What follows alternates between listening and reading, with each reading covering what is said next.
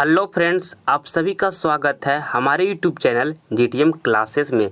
दोस्तों, matric board परीक्षा के लिए चैप्टर विद्युत धारा इलेक्ट्रिक करंट, ठीक है, जो बोर्ड परीक्षा में दोस्तों आने वाले वीवीआई ऑब्जेक्टिव क्वेश्चन है वो हम आज करेंगे। ठीक है दोस्तों, मैट्रिक बोर्ड परीक्षा के लिए विद्युत धारा से जितना भी इम्पोर्टेंट प्रश्न होता है वो हम आज के वीडियो में आपको करवाएंगे। ठीक है, और दोस्तों ये हमारा पार्ट 1 है। ठीक है, इसके बाद हम पार्ट 2 भी लेकर आएंगे। ठीक, इसलिए एक भी प्रश्न को आप स्किप नहीं कीजिएगा दोस्तों। जितना भी विद्युत धारा से इम्पोर्टेंट प्रश्न है वो हम आपको सारा प्रश्न करवा देंगे। ठीक है, चलिए हम आज का वीडियो स्टार्ट करते हैं।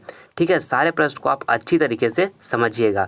देखिए, पहला प्रश्न में आपसे यहाँ पूछा गया है कि प्रतिरोध का एसआई मात्रक है। दोस्तों, फर्स्ट ऑप्शन में लिखा हुआ एम्पियर, सेकेंड ऑप्शन में लिखा हुआ ओम, और थर्ड ऑप्शन में लिखा हुआ अर्ग, और लास्ट ऑप्शन में यहाँ पे लिखा हुआ है वाट। ठीक है, तो प्रतिरोध का एसआई मात्रक जो होता है दोस्तों क्या होता है? ओम होता है। ऑप्शन नंबर बी यहाँ पर हमारा बिल्कुल राइट हो जाएगा। ठीक है, ऑप्शन नंबर बी। और दोस्तों, एम्पियर जो होता है विद्युत धारा का एसआई मात्रक एम्पियर होता है, इसको भी आप याद रखिएगा। और वाट जो होता है दोस्तों शक्ति का एसआई मात्रक वाट होता है। ठीक, अगला प्रश्न अब हम देखते हैं दूसरा नंबर।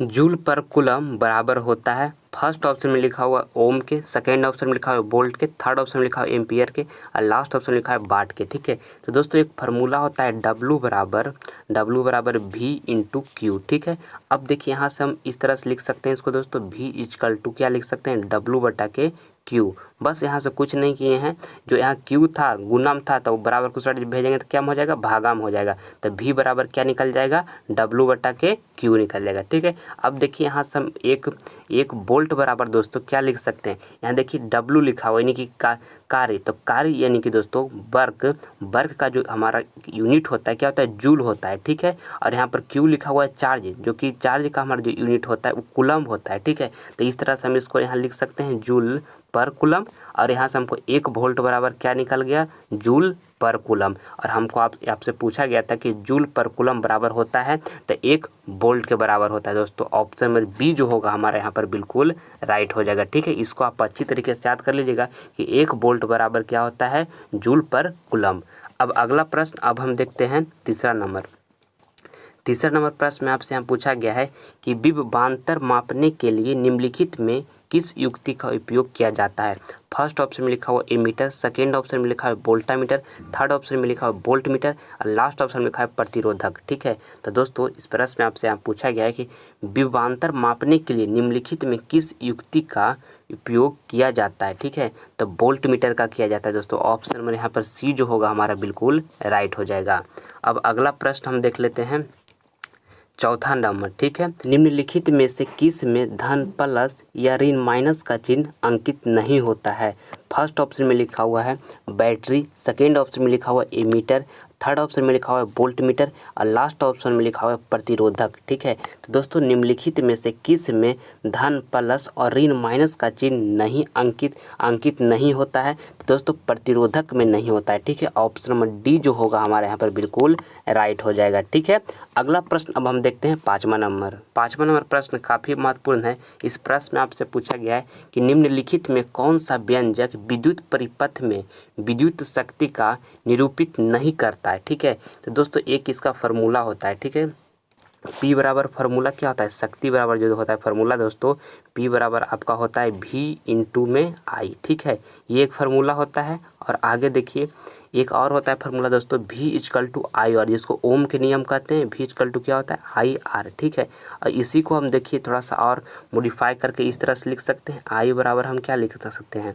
आई बराबर अगर जो हम लिखेंगे तो वी वाई के आर लिख सकते हैं, क्योंकि दोस्तों आर यहाँ गुणाम था, बराबर की साइड भेजेंगे तब भागम हो जाएगा तो वी वाई आर हो जाएगा। तो आई बराबर इस तरह से भी हम इसको लिख लेते हैं। ठीक है, अब देखिए यहाँ से हम करेंगे दोस्तों कि P बराबर, अब देखिए V बराबर हमको क्या दिया हुआ है? आई आर दिया हुआ है, तब V की जगह पर हम आई आर लिख सकते हैं। आई आर और इंटू में क्या है यहाँ से आई, तो इसी तरह से हम लिख लेंगे, इंटू में आई लिख लिए, इसको इंटू नहीं भी लिख सकते हैं।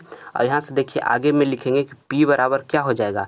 P बराबर यहाँ लिखेंगे तो आई स्क्वायर हो जाएगा, आई स्क्वायर, और यहाँ पर क्या हो जाएगा? आर हो जाएगा। ठीक है, तो इससे पूछा गया है दोस्तों कि शक्ति का निरूपित नहीं करता है। तो देखिए आई स्क्वायर इंटू में आर, ये वाला हमारा कर रहा है। ऑप्शन नंबर किस में लिखा हो? इसी में, तो ये तो कर रहा है। और आगे देखिए एक और हो सकता है यहाँ से यहाँ से इस तरह से आप लिख सकते हैं कि फिर से हम फार्मूला एक बार लिख लेते हैं। P बराबर क्या होता है, V इंटू आई होता है, ठीक है। अब यहाँ से हम लिखेंगे P इसी तरह लिख लेंगे और P लिखने के बाद V अबर इसी तरह लिख लेंगे, ठीक है।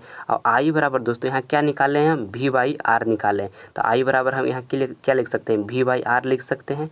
अब देखिए यहाँ से P बराबर निकलेगा V स्क्वायर बटा में क्या हो जाएगा, V स्क्वायर यहाँ इंटू में है, V स्क्वायर बटा में R हो जाएगा दोस्तों। तो V स्क्वायर बटा में R, यानी ऑप्शन नंबर बी में भी ये दिया हुआ है, तो ये भी हमारा निरूपित कर रहा है। और देखिए पहले से P बराबर हम क्या निकालने थे, V बाई, तो ये भी कर रहा है, यानी तीनों दोस्तों ये सब कर रहा है। और कह रहा है कि कौन निरूपित नहीं करता है, तो ऑप्शन नंबर डी वाला दोस्तों नहीं करेगा, तो ऑप्शन नंबर डी यहाँ पर बिल्कुल राइट हो जाएगा। पूछा गया था आपसे कि निम्नलिखित में कौन सा व्यंजक विद्युत परिपथ में विद्युत शक्ति का निरूपित नहीं करता है, तो आई इंटू आर स्क्वायर नहीं कर रहा है, ठीक है। तो इसमें हमारा राइट आंसर जो होगा ऑप्शन नंबर डी हो जाएगा, ठीक है। आई होप दोस्तों ये क्वेश्चन समझ गए होंगे। अगला प्रश्न अब देख लेते हैं। छठा नंबर प्रश्न में आपसे पूछा गया है कि किस परिपथ का वह गुण जो विद्युत ऊर्जा को ऊष्मा में बदल देता है कहा जाता है।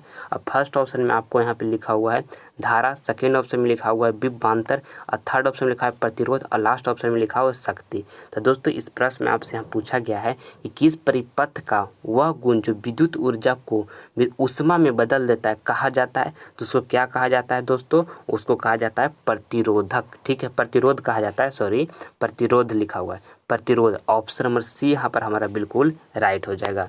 अब अगला प्रश्न हम देखते हैं सातवां नंबर प्रश्न में आपसे यहाँ पूछा गया है कि विद्युत शक्ति का एसआई मात्रक होता है, ठीक है। फर्स्ट ऑप्शन में लिखा हुआ एम्पियर, और सेकेंड ऑप्शन में लिखा हुआ वोल्ट, और थर्ड ऑप्शन में लिखा हुआ वाट, और लास्ट ऑप्शन में लिखा हुआ जूल।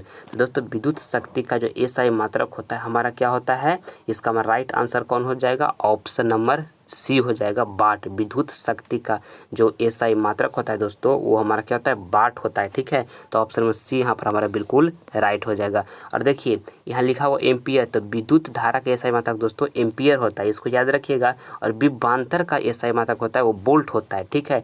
और ये जूल दोस्तों कार्य का जो यूनिट होता है, यानी कि वर्क का जो यूनिट होता है वो जूल होता है। ये तीनों चारों को आप अच्छी तरीके से याद रखें।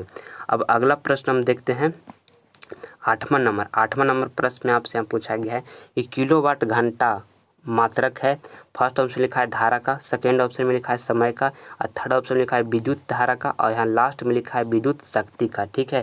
तो दोस्तों किलोवाट घंटा मात्रक जो है विद्युत ऊर्जा का है, ठीक है। तो ऑप्शन नंबर सी यहाँ पर हमारा बिल्कुल राइट हो जाएगा, ऑप्शन नंबर सी। अब अगला प्रश्न हम देखते हैं 9 नंबर प्रश्न में आपसे यहाँ पूछा गया है कि विद्युत हीटर में तार की कुंडली के लिए जिस तत्व का व्यवहार किया जाता है वह है। फर्स्ट ऑप्शन में लिखा हुआ है तांबा, सेकेंड ऑप्शन में लिखा हुआ है टंगस्टन, और थर्ड ऑप्शन में लिखा है नाइक्रोम, और लास्ट में लिखा है जस्ता, ठीक है। तो विद्युत हीटर में दोस्तों तार की कुंडली के लिए जिस तत्व का व्यवहार किया जाता है वह जो है हमारा नाइक्रोम है, ठीक है, नाइक्रोम। तो ऑप्शन सी यहाँ पर हमारा बिल्कुल राइट हो जाएगा। अब अगला प्रश्न आप देखिए 10वां नंबर, निम्नलिखित में कौन सा मात्रक वाट के बराबर है। दोस्तों देखिए एक फार्मूला यहाँ होता है P बराबर क्या होता है, W/T होता है, ठीक है। और यहाँ P यानी कि शक्ति का जो एसआई मात्रक क्या होता है, वाट होता है, तो यहाँ वाट लिख सकते हैं। यहाँ W यानी कार्य, तो कार्य का दोस्तों बताएं कि एसआई यूनिट क्या होता है, जूल होता है, तो यहाँ जूल लिख सकते हैं। और टाइम का दोस्तों क्या होता है यूनिट हमारा, सेकेंड होता है, ठीक है। तो इस तरह लिख सकते हैं। तो W बराबर क्या निकल गया, जूल पर सेकेंड, यानी कि हमको पूछा गया था कि यहाँ एक मात्रक वाट के बराबर होगा, कि कौन सा मात्रक वाट के बराबर होगा। तो W मतलब वाट दोस्तों, तो वाट के बराबर हमारा क्या निकल गया, जूल पर सेकेंड, ठीक है। तो देखिए ऑप्शन नंबर ए में लिखा हुआ है जूल पर सेकेंड, जो कि बिल्कुल राइट हो जाएगा। सारा प्रश्न को दोस्तों आप समझ के अच्छी तरीके से याद कीजिए, आपको ज़्यादा लंबा समय तक यानी कि याद रहेगा, ठीक है। अब अगला प्रश्न हम देखते हैं 11 नंबर प्रश्न में आपसे यहाँ पूछा गया है कि 200 वाट का एक बल्ब 100 वोल्ट के विद्युत मेन में जोड़ा जाता है तो बल्ब के प्रवाहित धारा का मान होगा, ठीक है। देखिए इसको समझिएगा कि इसका इस तरह से आप बना सकते हैं इसको। P बराबर हमको क्या फार्मूला होता है, P बराबर होता है V इंटू आई, ठीक है। और दोस्तों यहाँ से देखिएगा कि हमको P बराबर आपको दिया हुआ है, P बराबर कितना दिया हुआ है, 200 वाट दिया हुआ है, ठीक है। और यहाँ से आपको देखिएगा कि जो V बराबर आपको दिया हुआ है वो 100 वोल्ट दिया हुआ है, ठीक है। तो देखिए यहाँ से हमको निकाल, यहाँ से P हमको दिया हुआ है, V दिया हुआ है, तो यहाँ से I नहीं निकल जाएगा। I बराबर हम निकालेंगे तो दोस्तों क्या हो जाएगा, P बटा के V हो जाएगा। और यहाँ से I बराबर आप निकाल लीजिए, P हमारा कितना है 200, और यहाँ बट्टा में कितना लिखा हुआ है, भी कितना है 100 है, तो यहाँ 100 लिख लेंगे। और यहाँ से दोनों से काट देंगे दोस्तों, तो कितना टाइम में कट जाएगा, 2 टाइम में कट जाएगा। यानी कि हमको यहाँ से निकल गया कितना, 2 एम्पियर निकल गया। ऑप्शन नंबर बी यहाँ जो होगा हमारा दोस्तों बिल्कुल राइट हो जाएगा, ऑप्शन नंबर बी, ठीक है। अब हम अगला प्रश्न देख लेते हैं 12 नंबर प्रश्न में आपसे पूछा गया है कि जब किसी तार में विद्युत धारा प्रवाहित होती है तब गतिशील कण होते हैं। फर्स्ट ऑप्शन में लिखा है परमाणु, सेकंड ऑप्शन में लिखा है आयन, थर्ड ऑप्शन में लिखा है प्रोटॉन और लास्ट ऑप्शन में लिखा है इलेक्ट्रॉन, ठीक है। तो जब किसी तार में दोस्तों विद्युत धारा प्रवाहित होती है तब गतिशील कण होते हैं, इलेक्ट्रॉन होते हैं, ठीक है। ऑप्शन में डी यहाँ पर हमारा बिल्कुल राइट हो जाएगा। अब अगला प्रश्न हम देखते हैं 13 नंबर प्रश्न में आपसे पूछा गया है कि विद्युत धारा की प्रबलता का मात्रक है। फर्स्ट ऑप्शन में लिखा है एम्पियर, सेकंड ऑप्शन में लिखा हुआ है वोल्ट, थर्ड ऑप्शन में लिखा हुआ है ओम और लास्ट ऑप्शन में लिखा हुआ है जूल। दोस्तों विद्युत धारा का जो प्रबलता का मात्रक होता है वो क्या होता है, एम्पियर होता है, ठीक है। ऑप्शन नंबर ए यहाँ पर जो होगा हमारा बिल्कुल राइट हो जाएगा। और दोस्तों आपको बताए थे कि जो वोल्ट होता है क्या होता है, विभवांतर का ऐसा ही मात्रक होता है। और ओम जो होता है क्या होता है, ओम हमारा प्रतिरोध का ऐसा ही मात्रक होता है। और जूल जो होता है दोस्तों, जूल क्या है, कार्य का यूनिट जूल होता है, ठीक है। इस सबों को याद रखिए, आपका एग्जाम के लिए सब काफ़ी महत्वपूर्ण है, ठीक है। देखिए 14 नंबर प्रश्न में आपसे यहाँ पूछा गया है एकांक धनावेश को दो बिंदुओं के बीच स्थानांतरित करने में जो कार्य करना पड़ता है वो निम्नलिखित में किसका मापक है। तो दोस्तों ये जो मापक है हमारा विभवांतर का है, ठीक है। ऑप्शन नंबर यहाँ पर हमारा बी जो होगा बिल्कुल राइट हो जाएगा, ठीक है। इसको आप अच्छी तरीके से याद कर लें। अगला प्रश्न अब देखते हैं हम 15 नंबर प्रश्न में आपसे यहाँ पूछा गया है कि विद्युत परिपथ में धारा मापी जाती है। फर्स्ट ऑप्शन में लिखा है वोल्ट मीटर में, सेकेंड ऑप्शन में लिखा है एमीटर और थर्ड ऑप्शन में लिखा है मैनोमीटर, ठीक है। मैनो होगा यहाँ पर मैनोमीटर और लास्ट में लिखा हो इनमें से कोई नहीं, ठीक है। तो विद्युत परिपथ में धारा मापी जाती है दोस्तों, तो एमीटर से मापी जाती है, ठीक है। ऑप्शन नंबर बी यहाँ पर हमारा बिल्कुल राइट हो जाएगा। अब अगला प्रश्न हम देख लेते हैं 16 नंबर प्रश्न में आपसे पूछा गया है कि विद्युत प्रतिरोधकता का मात्रक है, ठीक है। तो विद्युत प्रतिरोधकता का जो मात्रक होता है दोस्तों ओम मीटर होता है। ऑप्शन नंबर डी यहाँ पर हमारा राइट हो जाएगा। विद्युत प्रतिरोधकता का मात्रक जो होता है ओम मीटर होता है, ऑप्शन नंबर डी। अगला प्रश्न अब देखते हैं 17 नंबर प्रश्न में आपसे यहाँ पूछा गया दोस्तों कि हमारे घरों में जो विद्युत आपूर्ति की जाती है वह, तो फर्स्ट ऑप्शन में लिखा हुआ है कि 220 वोल्ट पर दृष्ट धारा होती है। और यहाँ सेकेंड ऑप्शन में लिखा हुआ है 12 वोल्ट पर दृष्ट धारा होती है। और थर्ड ऑप्शन में लिखा हुआ है 220 वोल्ट पर प्रतिवर्ती धारा होती है। और यहाँ लास्ट ऑप्शन में लिखा हुआ है 12 वोल्ट पर प्रतिवर्ती धारा होती है, ठीक है। तो दोस्तों हमारे घरों में जो विद्युत आपूर्ति की जाती है वह 220 वोल्ट पर प्रतिवर्ती धारा होती है, ठीक है। ऑप्शन में सी यहाँ पर हमारा बिल्कुल राइट हो जाएगा। हमारे घरों में जो विद्युत आपूर्ति की जाती है दोस्तों वो 220 वोल्ट पर प्रतिवर्ती विद्युत धारा होती है, ऑप्शन में सी बिल्कुल राइट है। अगला प्रश्न हम देखते हैं 18 नंबर प्रश्न में आपसे पूछा गया है कि निम्नलिखित में से कौन विद्युत का सबसे अच्छा चालक है, ठीक है। फर्स्ट ऑप्शन में लिखा है लोहा और सेकेंड ऑप्शन में लिखा है नाइक्रोम और थर्ड ऑप्शन में लिखा है चांदी और लास्ट ऑप्शन में लिखा है रबड़। तो दोस्तों निम्नलिखित में से कौन विद्युत का सबसे अच्छा चालक है, तो हमारा चांदी है दोस्तों। ऑप्शन में सी यहाँ पर हमारा बिल्कुल राइट हो जाएगा, ठीक है। और दोस्तों अगर जो आप हमारे चैनल पर पहली बार विजिट किए हैं तो आप हमारे चैनल को सब्सक्राइब जरूर कर लीजिएगा, क्योंकि जितना भी इस पर हम वीडियो आपको करवा रहे हैं वो आपका एग्जाम के लिए काफ़ी ही महत्वपूर्ण होगा, ठीक है। और सारे प्रश्न को अच्छी तरीके से याद करते चलिए ताकि आप एग्जाम में बेस्ट परफॉर्मेंस कर सके, ठीक है। चलिए अब देखते हैं हम 19 नंबर प्रश्न में आपसे यहाँ पूछा गया है कि घरेलू परिपथ में फ्यूज तार लगाया जाता है। और फर्स्ट ऑप्शन में लिखा हुआ है श्रेणी क्रम में, सेकेंड ऑप्शन में लिखा हुआ है समांतर क्रम में और थर्ड ऑप्शन में लिखा है उदासीन तार में और लास्ट में लिखा है इनमें से कोई नहीं, ठीक है।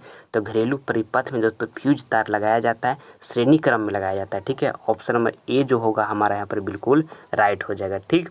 और अगला प्रश्न अब हम देख लेते हैं 20 नंबर, ये हमारा लास्ट प्रश्न है दोस्तों, ठीक है। इस लास्ट प्रश्न में आपसे पूछा गया है कि ओम का नियम है। तो ओम का नियम क्या है दोस्तों, V=IR है, ठीक है, V=IR, ये हमारा ओम का नियम है। ये काफ़ी महत्वपूर्ण है दोस्तों, इसको आप माइंड में एकदम सेट कर लीजिए। ओम का नियम क्या होता है, V=IR। तो ऑप्शन में बी जो होगा हमारे यहाँ पर बिल्कुल राइट होगा, ठीक है। मैं उम्मीद करता हूँ दोस्तों कि वीडियो आपको पूरी अच्छी तरीके से पसंद आया होगा। तो प्लीज़ आप इसे लाइक करें, अपने दोस्तों में शेयर करें, और आप हमारे चैनल पर नए हैं तो आप इसे सब्सक्राइब कर लें ताकि आने वाला वीडियो को आप मिस ना कर सकें, ठीक है। मिलते हैं अगले वीडियो में, तब तक के लिए गुड बाय।